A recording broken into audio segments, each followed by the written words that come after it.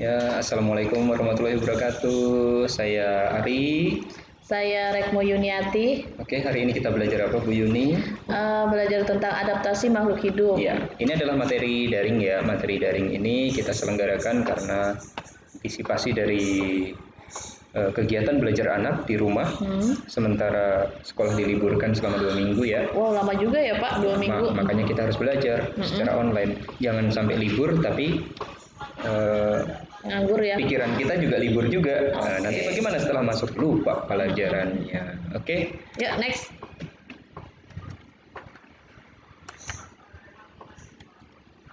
Oke, jenis adaptasi ada 3. Apa saja, Bu Yuni? Yang pertama morfologi, yang kedua fisiologi, dan yang ketiga tingkah laku. Tingkah laku, morfologi, fisiologi, dan tingkah laku. Bagaimana untuk membedakan itu semua? Adaptasi morfologi itu penyesuaian bentuk tubuh pada makhluk hidup dengan lingkungannya. Oh, jadi yang menyesuaikan bentuk tubuhnya. Berarti bisa dilihat ya? Bisa. Ya, ini adaptasi morfologi, yang kita bold di situ adalah bentuk tubuh makhluk hidup dengan lingkungannya. Lalu yang kedua, adaptasi fisiologi, yaitu penyesuaian fungsi tubuh pada makhluk hidup dengan lingkungannya. Ya, adaptasi fisiologi yang menyesuaikan fungsi tubuhnya ya. Fungsi tubuhnya. Berarti kemungkinan tidak bisa dilihat itu ya, Bu Yuni ya. Iya. Oh, iya, oke. Bedanya antara morfologi dan fisiologi, kalau morfologi kelihatan, kalau fisiologi tidak kelihatan ya fungsi tubuh. Misalnya enzim-enzim gitu ya. Iya. Ya, oke. Yang ketiga, adaptasi tingkah laku, yaitu penyesuaian tingkah laku makhluk hidup dengan lingkungannya. Ya, penyesuaian tingkah laku makhluk hidup dengan lingkungannya. Oh, kemarin itu di rumah saya ada ini, putri malu, Bu Yuni. Itu bisa dibilang adaptasi tingkah laku atau bukan? Bisa. Ya? Oh iya. Dia merubah. Putri malu kalau kita sentuh, kita mengatup ya? Iya, malu dia Pak. Oh, kayak putri yang malu mengatup Pak. Bukan kita ya? Bukan. Oh, ininya tumbuhannya, daunnya mengatup ya. Itu namanya adaptasi tingkah laku. Oke, kita lihat ke contoh. Nah, ini contoh dari adaptasi morfologi. Yang pertama ada burung pipit, Bu Yuni. Burung pipit. Paruhnya burung pipit ya ini ya, agak kecil tapi menyudut begitu ya. Pendek juga, Pak. Ya. Bentuknya runcing. Ya. Itu biasanya untuk makan biji-bijian, Pak. Oh gitu. Kalau biji-bijian yang panjang kayak pelatuk mungkin ini ya lepas ya bijinya ya. Nah, kemudian elang. Lanjut elang. Kalau elang bagaimana, Bu? Kalau elang itu pemakan daging ya Pak ya. Iya. Biasanya bentuk paruhnya itu tajam. Melengkung ya. Melengkung. Kuat loh Pak dia. Wah, dan agak sedikit membengkok Pak. Oh iya. Bahaya untuk menggoyak-goyakan daging. Kita tangan gini aja digigit. Bisa cowel, dia bisa mencabik-cabik daging Pak. Oke. Kemudian berikutnya ada bebek ya.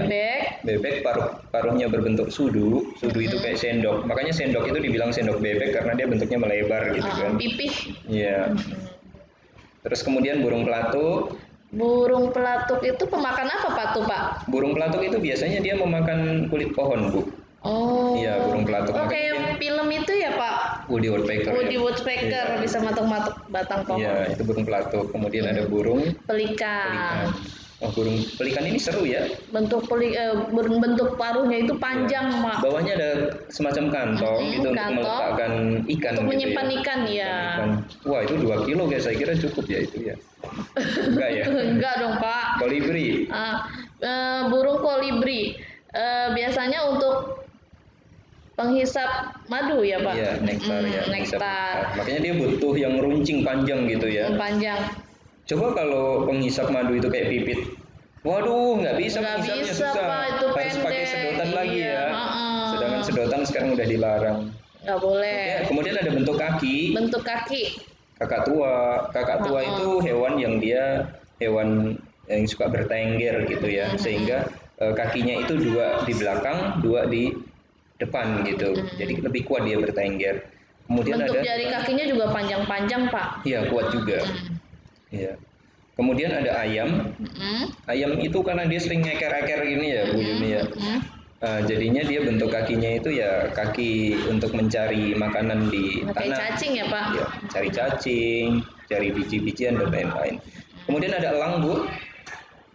Elang itu kakinya untuk mencengkeram ya, mencengkeram mangsanya, misalnya mencengkeram ular, maka kakinya nggak boleh letoy. Kukunya juga agak sedikit melengkung ya Pak? Iya. Tajam banget itu untuk mencakar teman, mencakar mangsanya. Mangsa, itu cukup itu. Iya. Cukup untuk melumpuhkan mangsa. Jadi ular itu cakar itu, langsung tuh. Langsung ya. Kemudian pipit. Ya, burung pipit. Burung pipit juga sama ya, dia bertengger, tapi burung pipit itu lebih banyak terbang dia, sehingga kakinya tidak terlalu kuat, karena dia nomor 1 terbang. Kemudian ada itik atau bebek ya, sama ya. Itik, bebek, kemudian dia kakinya berselaput Pak. Oh iya. Kalau itik. Oh, berarti semacam kayak dayung ya? Iya. Jadi kalau misalnya di air, untuk berenang. Ya, terus dia juga tidak terperosok juga. Iya, kalau jalan lumpur, nggak licin. Terus kemudian ada burung pelatuk. Burung pelatuk tadi ya, karena dia harus naik ke atas pohon di batang, maka dia bentuk kakinya seperti itu. Iya. Jadi ternyata bentuk paruh dan bentuk kaki itu menyesuaikan dengan apa yang dia makan dan lingkungannya. Iya, gitu. Betul. Terus kemudian ada bentuk mulut yang lain Bu Yuni. Berbagai macam tipe mulut serangga. Yang pertama ada serangga pengunyah. Serangga pengunyah itu contohnya kumbang, itu pengunyah. Terus kemudian semut juga pengunyah ya. Dia bentuk mulutnya itu kiri kanan begini. Itu kalau kita nggak kelihatan aja ya. Iya. Terus ada tipe serangga pengisap atau penjilat, seperti misalnya ini lalat ya. Terus kemudian lebah, itu tipe serangga penghisap atau penjilat. Terus kemudian ada tipe serangga pengisap. Tipe serangga pengisap ini dia mulutnya itu bisa digulung Bu Yuni. Mulutnya itu bisa panjang. Tajam ya Pak? Enggak. Terus dia bisa digulung. Bisa menggulungkan lidahnya. Kayak kupu-kupu.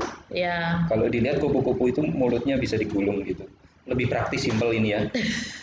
Nggak perlu dikantongin ya Pak. Iya, tinggal dilipet aja. Dibutuhkan tinggal diolor gitu kan.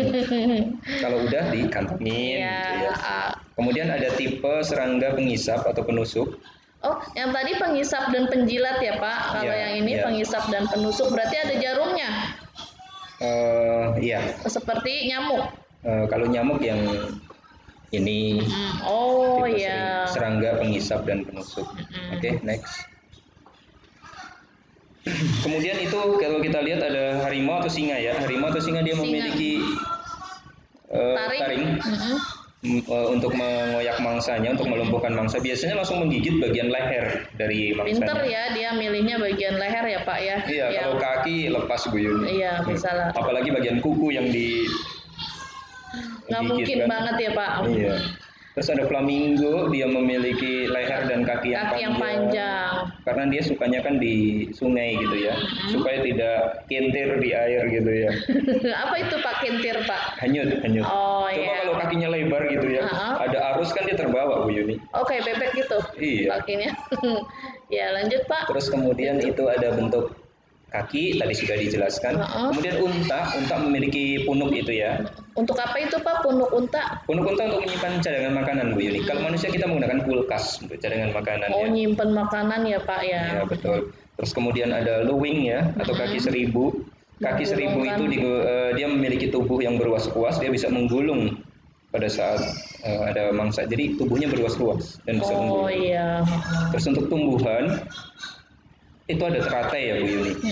Apa gimana teratai Bu Yuni? Teratai itu dia mempunyai daun yang lebar, tipis. Ya. Ngapain dia lebar dan tipis?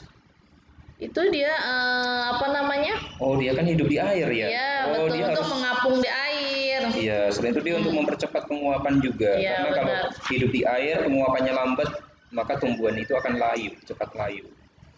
Terus kemudian ini tadi bentuk. Dia memiliki akar berserabut juga loh Pak. Oh iya, akar berserabut.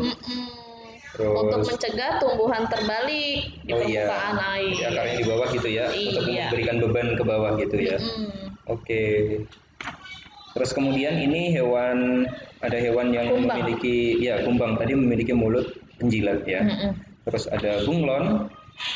Bunglon itu matanya Bu Yuni.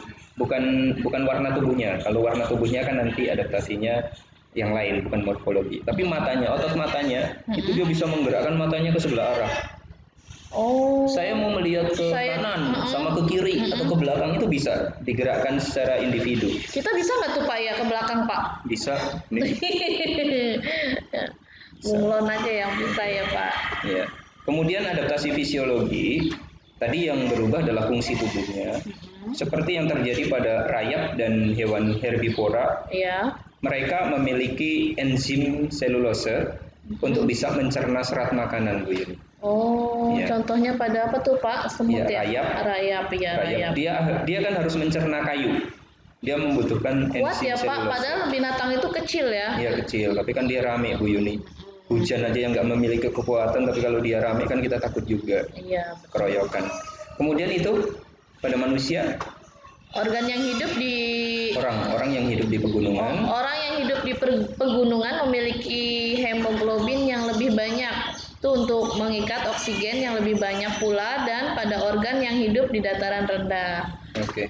Jadi orang yang hidup di dataran tinggi, karena kita ketahui semakin tinggi dataran itu oksigen semakin sedikit. Maka orang yang hidup di pegunungan itu harus memiliki hemoglobin atau sel darah merah harus lebih banyak. Untuk apa? Untuk mengikat oksigen. Ya. Sedangkan orang yang hidup di dataran rendah jumlah oksigennya itu lebih banyak, sehingga jumlah hemoglobinnya tentu lebih rendah daripada orang yang tinggal di dataran tinggi. Gitu. Terus kemudian tumbuhan yang penyerbukannya dibantu oleh serangga yang menghasilkan nektar, bau yang khas dan warna yang menarik. Ya, tumbuhan yang penyerbukannya dibantu serangga menghasilkan nektar. Nah, nektar itu kan tidak bisa kita lihat, makanya termasuk dalam adaptasi fisiologi. Ya. Oke. Terus yang terakhir adalah adaptasi tingkah laku. Kita lihat ini cicak ngapain Bu Yuni? Memutuskan ekornya Pak. Oh ya, memutuskan ekornya ya. Kapan ini terjadi begini? Pada saat diserang oleh musuh. Iya, misalnya kucing ya, dikejar kucing ya. Maka ketika kucing dikejar cicak, kebalik. Cicak dikejar kucing, cicak akan memutuskan ekornya sehingga kucingnya nanti akan tertipu. Kucingnya itu akan lihat ekor itu, loh seru banget ya. Nah, akhirnya dia mainan dengan ekor itu dan melupakan induk cicak itu, badannya lari. Lalu nanti gimana ekornya? Bisa tumbuh lagi. Oh, bisa tumbuh lagi. Ya, keren ya itu ya. Terus kemudian pada gambar yang pinggir ini, yang atas yang kayak daun, ini Bu Yuni melihat gambar apa di sini? Kayak bunglon ya Pak, apa cicak itu Pak? Wah keren. Bu Yuni di sini melihat ada bunglon ya di atas ini, ada bunglon. Nah di situ tapi dia. Tapi itu kayak daun Pak. Daun tapi berbentuk apa itu ya Pak? Bunglonnya itu menyerupai daun. Ya, jadi dia beradaptasi, dia berkamuflase untuk mengelabui musuhnya. Ya. Mengelabui musuh dengan cara berkamuflase, mengubah bentuk atau warnanya menjadi seperti daun yang ada di sekitarnya. Wah hebat bener ini. Kalau main petak umpet pasti menang. Oh pasti menang, nggak ketemu. Saya ngumpet di belakang lemari, udah kayak lemari. Iya. Terus kemudian ada putri malu. Putri malu ini bagaimana cara adaptasinya Bu Yuni? Dia menutup daunnya ya Pak apabila disentuh. Putri malu. Saya sentuh ya Pak. Wow, iya benar ya. Seru itu Pak, kalau waktu saya kecil saya mainan itu Pak.